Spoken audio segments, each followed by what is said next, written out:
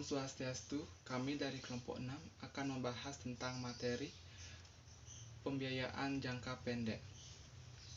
Saya Ana Agung Ngurah Tendes Pinandita akan menjelaskan tentang pembiayaan jangka pendek. Manajemen keuangan jangka pendek merupakan pengelolaan aktiva lancar dan pasifa lancar perusahaan untuk mencapai keseimbangan antara laba dan risiko agar memberikan kontribusi nilai positif terhadap nilai perusahaan. Pembiayaan jangka pendek adalah dana yang dibutuhkan untuk mendirikan, menjalankan, atau melakukan sesuatu dengan pembayaran jangka waktu pendek.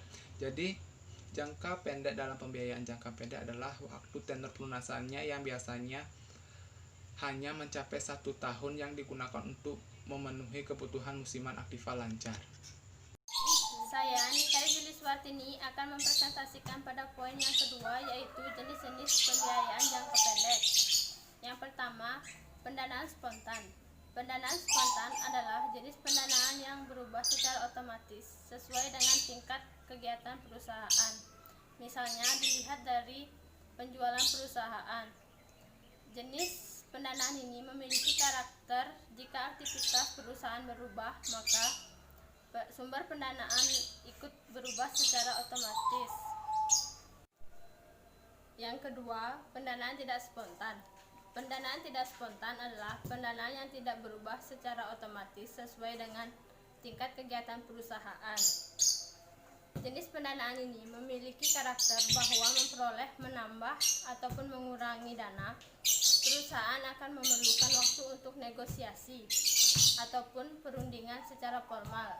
Beberapa sumber dana tidak spontan antara lain commercial paper, pinjaman kredit, factoring atau anjak piutang, menjaminkan piutang, menjaminkan barang dagang, akseptasi bank, dan repo.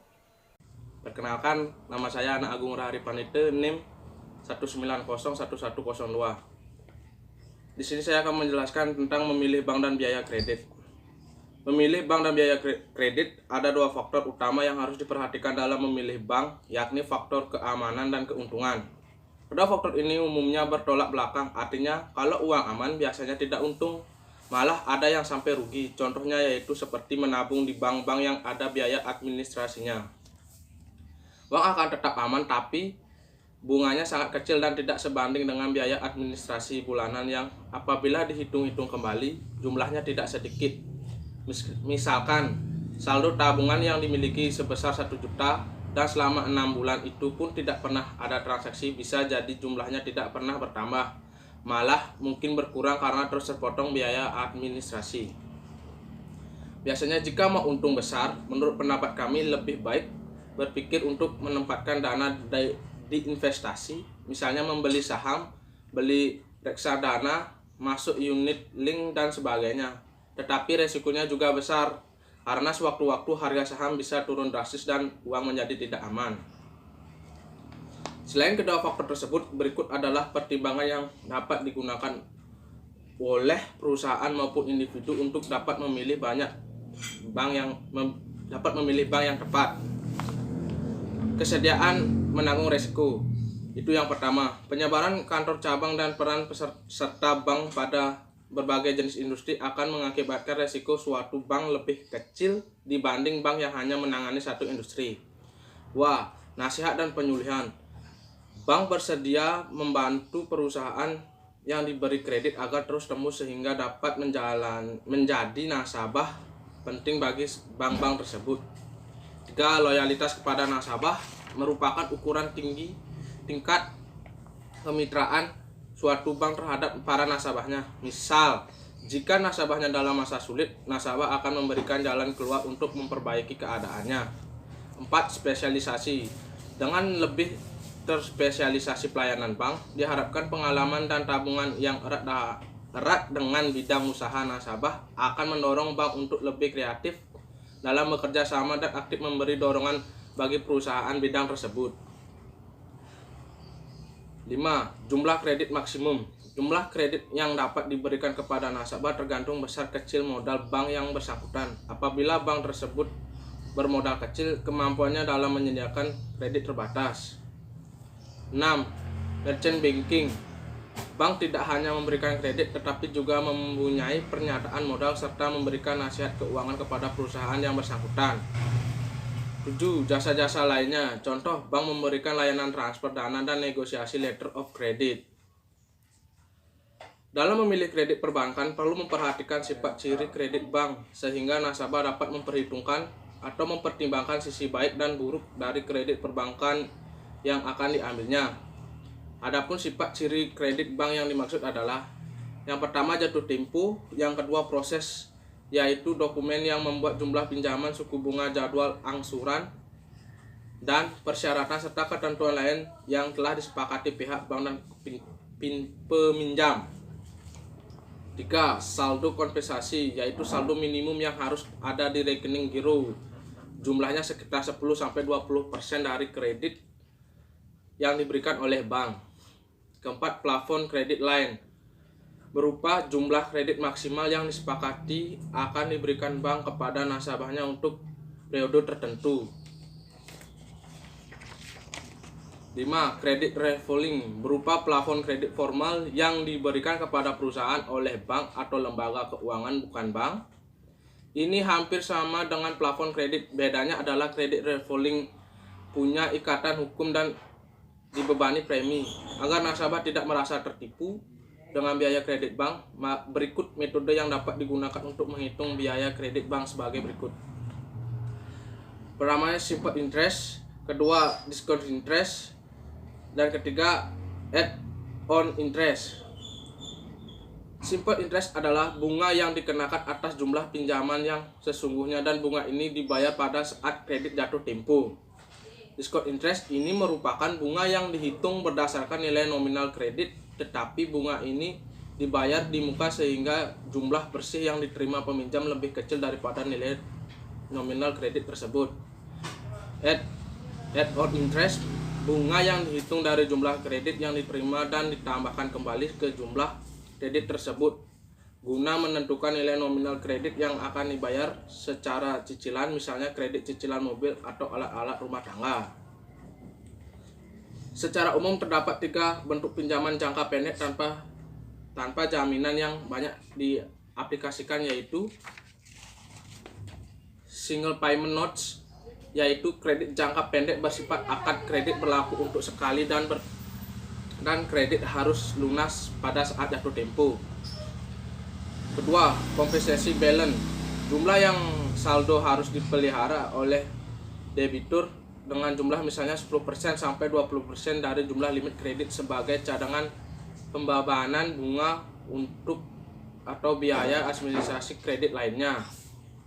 Dan ketiga, annual clean up, untuk meyakinkan bahwa kredit yang dipinjam untuk pembiayaan sesuai perjanjian bank sering meminta adanya annual clean up, yaitu rekening pinjaman bersaldo nihil pada hari-hari tertentu pada tahun masih berlakunya masa pinjaman. Hal ini dimaksudkan untuk menghindari adanya penyalahgunaan tujuan kredit, misalnya kredit berjangka pendek digunakan untuk kredit jangka panjang.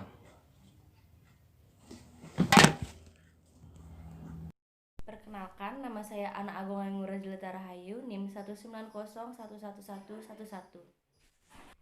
Sumber dana jangka pendek apabila tanpa jaminan, sumber dana jangka pendek dapat berupa kredit dagang. Sedangkan apabila dengan jaminan, sumber dana jangka pendeknya adalah kredit bank. Bentuk-bentuk jaminan untuk kredit bank, misalnya yang pertama surat berharga, piutang atau persediaan. Sumber pembelanjaan piutang dagang terdiri dari yang pertama factory, cara mendanai piutang dagang dengan menjual piutang dagang yang dimiliki perusahaan kepada lembaga keuangan non-bank atau factor. Yang kedua, pledge of account receivable. Tujuannya adalah agar perusahaan mengandaikan atau menjual piutang dagangnya agar dapat memperoleh dana dari lembaga keuangan non-bank dengan hak regress. Yang ketiga, bankers acceptance facility, dari suatu transaksi jual beli dengan menggunakan alat pembayaran dalam bentuk bankers LC atau letter of credit.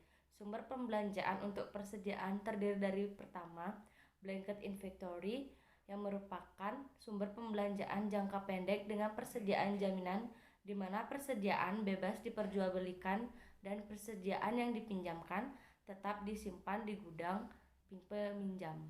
Di Indonesia disebut kredit dengan jaminan fidusia. Yang kedua, trust as receipt merupakan sumber pembelanjaan jangka pendek dengan persediaan sebagai jaminan. Yang ketiga, failed warehouse atau financing merupakan sumber pembelanjaan jangka pendek dengan persediaan sebagai jaminan dan persediaan yang dijaminkan disimpan di gudang. Keuntungan dan kekurangan dari pembiayaan jangka pendek. Keuntungan pembiayaan jangka pendek berikut adalah keuntungan memilih pembiayaan jangka pendek. Yang pertama, bunga rendah karena tenornya yang singkat. Bunga untuk peminjamannya otomatis rendah juga. Ini sangat menguntungkan dalam menghitung jumlah cicilan. Yang kedua, cair lebih cepat. Pembiayaan jangka pendek akan lebih cepat dalam pencairan dana ini. Ini karena prosesnya yang juga mudah karena tidak perlu proses ribet seperti peminjaman lainnya. Yang ketiga, dokumen persyaratan tidak rumit umumnya. Untuk pembiayaan jangka pendek tidak membutuhkan dokumen ribet karena resikonya lebih kecil. Kekurangan dari pembiayaan jangka pendek. Selain kelebihan, pembiayaan jangka pendek memiliki kekurangan. Berikut kekurangan pembiayaan jangka pendek. Yang pertama, jumlah pinjaman terbatas. Pembiayaan jangka pendek memiliki jumlah pinjaman yang terbatas. Ini bergantung pada kebijakan lembaga penyedia pinjaman dan kesepakatan bersama. Yang kedua, jumlah cicilan cukup besar karena jangka pendek, berarti kamu harus segera melunasi pinjaman tersebut. Efeknya adalah cicilan per bulannya cukup besar. Dari materi yang telah kami jelaskan, dapat kami simpulkan pembiayaan jangka pendek merupakan dana yang dibutuhkan perusahaan dalam pembiayaan yang memiliki tenor pembayaran yang paling lama yaitu 1 tahun. Dalam pemilihan dan sumber dana untuk pembiayaan jangka pendek harus siap menerima resiko karena pembiayaan jangka pendek memiliki keuntungan dan kekurangannya seperti yang telah kami jelaskan sebelumnya. Sekian dari presentasi kami ucapkan terima kasih. Maaf jika ada salah kata yang mungkin kurang berkenan di hati, kami minta maaf dan terima kasih.